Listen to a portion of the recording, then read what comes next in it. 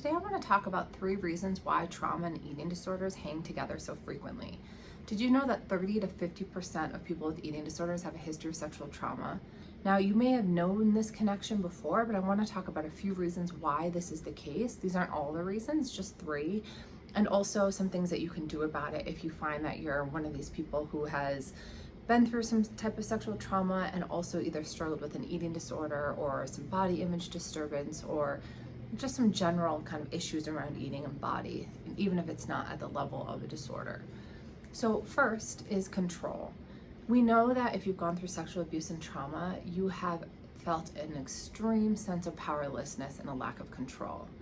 Now, eating disorders, part of what is at the heart of them is a sense of control, of trying to control one's body, thinking about weight and calories and food in a way that is controlling to how your body is reacting. Beyond just your body, there is a sense of taking all the chaos that's around you, both maybe in the environment, if you're going through some type of abuse or have gone through that, but also internally. There's a lot of anxiety and internal chaos that comes from that can be then channeled into an eating disorder, where you're taking all of that and kind of focusing in it in a place and taking control over your life by focusing on an eating disorder, focusing on food and body and weight and shape, and it almost lets you avoid all those other things. If you're struggling with this now, I want to say that the control that comes up around food and body can be a proxy to know when you're feeling out of control in other areas of your life.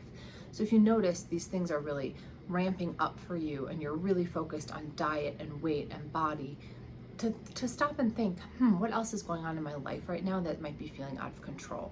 What are some ways that I might be able to regain some control in some part of my life?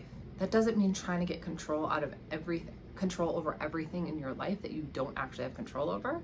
It means being able to say, okay, I have this big change coming up. I have all these things that are out of my hands. So how do I set that over here and focus on the pieces that I can control and that I can work towards, and I can focus on that in a way that's healthy and meeting my goals versus things that might be destructive to myself or my body. Another piece is that when you notice those thoughts coming up that are trending towards control around food and body, you notice them. It doesn't mean you have to do anything about them, and it doesn't mean that you have to then follow through and start doing the behaviors that you might have done in the past or are used to doing around binging, purging, restricting, those type of things. Okay, so control is number 1. Number 2 is dissociation and numbing. So if you've been through sexual trauma, you've likely spent a good amount of time dissociating and checking out. It's a way that our brain and body protects us. And you know what helps with that? Binging. You know what else helps with that? Starving ourselves. Those are ways that it is, I don't want to say easy necessarily to dissociate and numb, but typically people are in a dissociated place when they're engaging in those types of behaviors. So when people are binging, they tend to be checked out and they tend to be kind of going through these motions without even really feeling present at all. So that part of an eating disorder also, I remember I had this client who would always, when she was dissociated, she would always talk about feeling floaty. And I think that with starving, it helps encourage that feeling of floatiness and of sort of being in this other state of consciousness.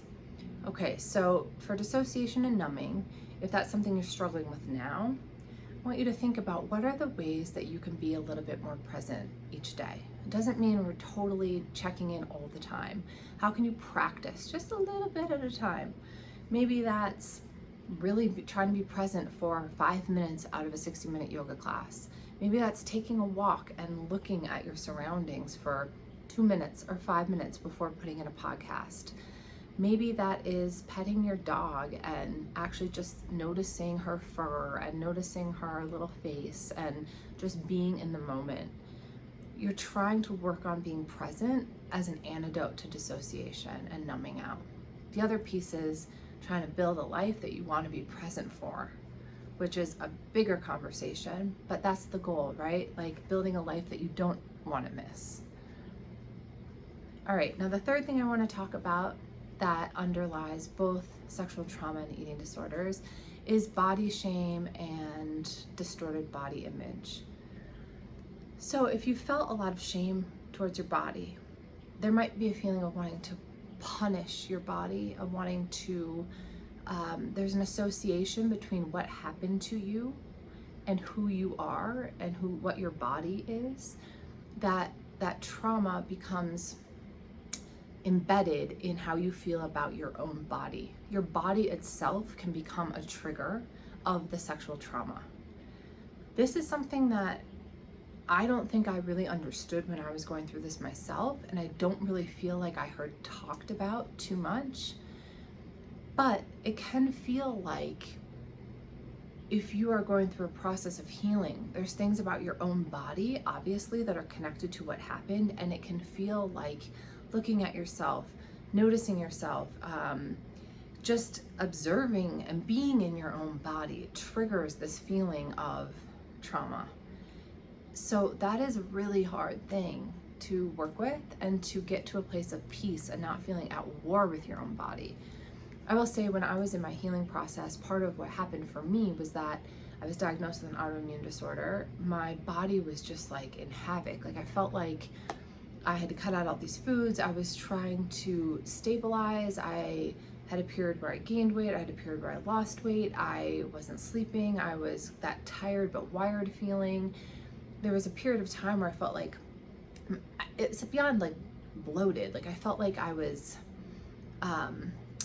like my cells were enlarged. Like I felt like I was just holding on to everything. Like I went to an acupuncturist, that's what you call it.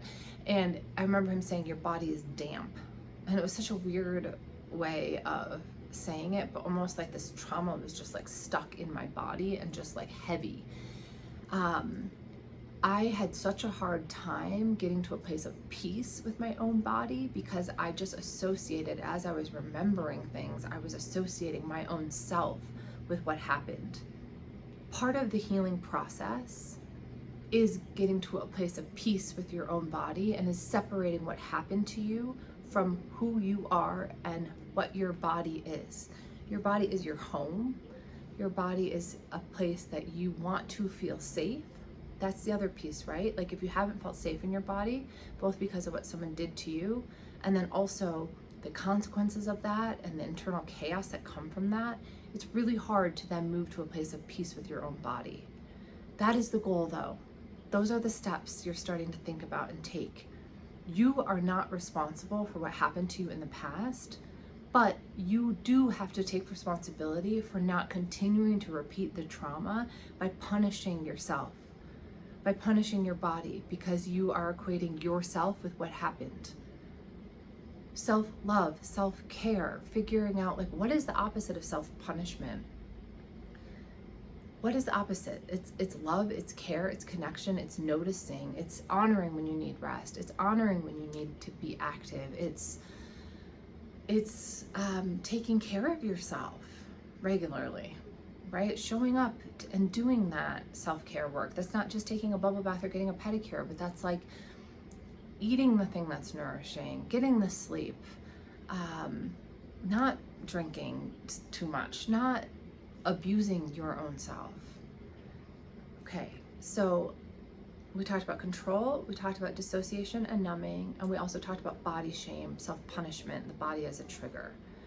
I want to talk about a few ways that you can work towards being more at peace with your body and taking control over yourself and your body that are healthy and good for you. So what are the ways that you feel the most at peace in your body? Like, what are the clothes that make you feel good? Wear those things.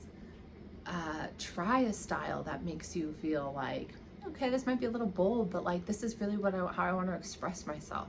Like leaning into those places of self-expression.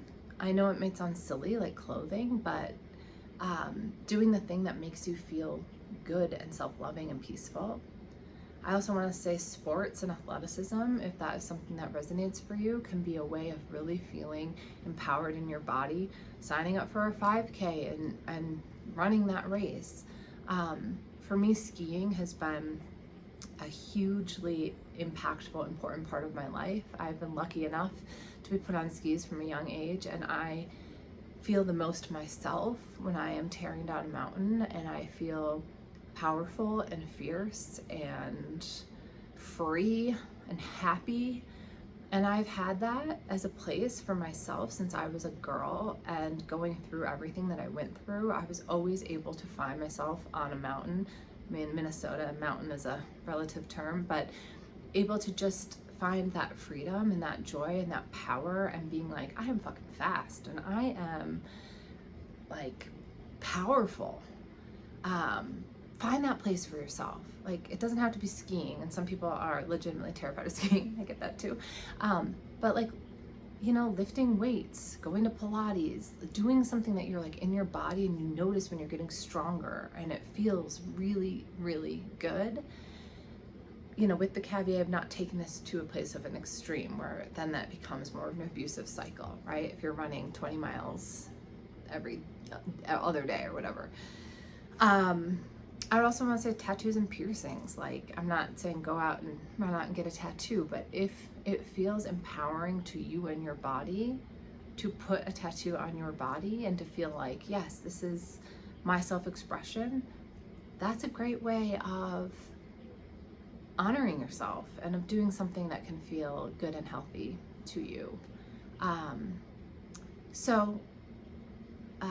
Yes, thank you for being here, and let's keep working on all of these elements that make us feel empowered, embodied, and living a life that we want to be present for. Thank you.